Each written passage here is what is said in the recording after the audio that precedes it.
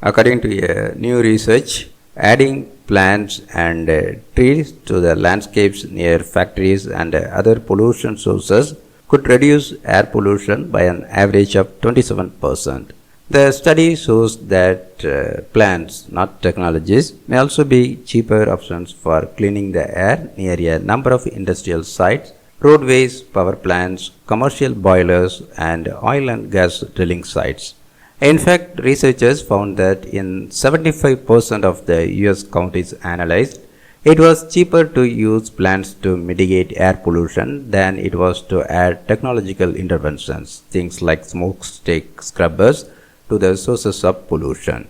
The study, published in the journal Environmental Science and Technology, found that nature-based solutions to air pollution might, in many cases, be better than technology at combating air pollution.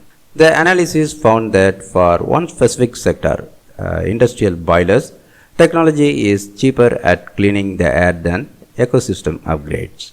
And for the manufacturing industry, a broad sector, both ecosystems and technology could offer cost savings depending on the type of factory.